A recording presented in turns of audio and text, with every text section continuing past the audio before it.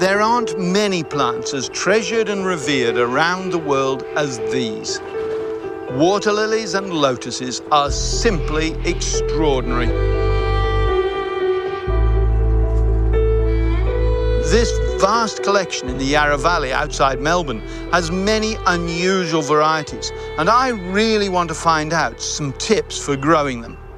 Geoff Cochrane began this garden 15 years ago. Geoff, this is a dramatic sea of lotus, isn't it?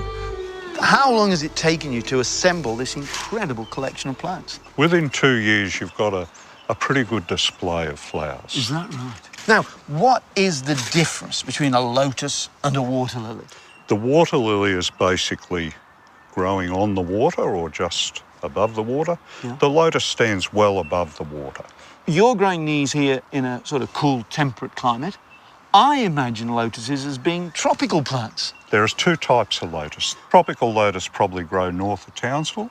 Below there you would grow cool temperate lotus. Right. So these are really well suited to these conditions down here in Victoria. Absolutely. These will grow in Tasmania. They grow in southern New Zealand. They're dormant in the winter, John. Right. So all this greenery goes. You're just left with water. Absolutely. Now, what are the tricks of cultivating these gorgeous plants? Very easy to grow, John.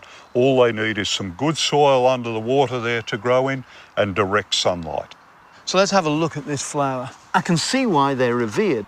John, they're revered, I think, by some of the Eastern religions because they come out of dirty, grimy water. They love nutrient-rich water, and uprise is something very pure and pristine. Is this a plant that has a lot of uses? There are a lot of uses for the lotus, John. We can use them as cut flowers. Here we have a bud. We would cut that as a coloured bud.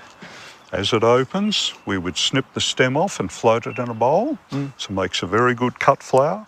And then there's a lot of food value with the lotus. The lotus, when it goes dormant to a rhizome. Looks something like a sweet potato, which is growing down in the mud. That can be eaten. It's eaten extensively in Asian and Indian cultures.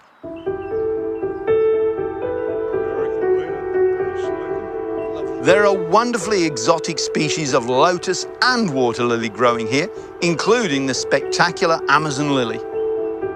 John, these are grown as an annual each year.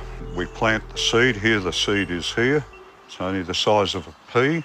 Yeah, it's quite small. That's planted in the spring. By Christmas, you've already got leaves about 1 metre across. Wow, it's amazing, isn't it? From that to a plant 1 metre across in such a short period of time. Well, Geoff, I must say, these leaves are incredibly leathery. Real monster, which has this incredible buoyancy. And I love the fact that it has these thorns underneath, which are quite extraordinary, aren't they? Yes, careful, John. They're very, very sharp. Very sharp. If a fish comes near those, they would very quickly get jabbed. Now, my eye's been caught by that exquisite lily over there. That's an Australian native lily, a gigantea. It's from northern Australia. We have about 7 or 8 species in northern Australia of tropical lilies. So these are for areas outdoors, north of Sydney, I take it. They'd need a bit of shelter down here, like you've given them.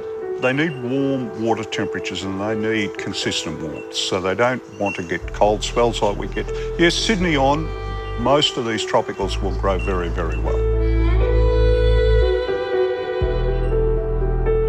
Some water plants can be a little bit difficult to grow, but what impresses me about lotuses and water lilies is they're really quite easy. All right, John, I'm going to show you how to pot up a lotus here. You have a runner root system and you can see the leaves and the flowers coming up from that runner. Yep. Now, the important part is the active growing tips. That's these white ones, is it? These white ones and the ones with the points on them. Now, you don't want to damage those. And I'll tip a bit of good topsoil. That's a bit of mountain soil and loam mixed together. It's not a heavy clay, but it's not an open sand either. It's got a really nice structure about it. Exactly. And yeah, it's quite a nice soil. So you wouldn't use potting mix. That would tend to float and the nutrient comes out of it. We'll put a bit of pea gravel. It's not essential, but that helps protect your water. Now all we do now is put a bit of water in and away you go. The other main thing, it must be in direct sunlight. What makes them so special to you? John, I think the sheer beauty of the water flowers. The water lilies, the way they sit on the water, the lotus when they open in the morning sun. I can understand how Monet fell in love with them many years ago.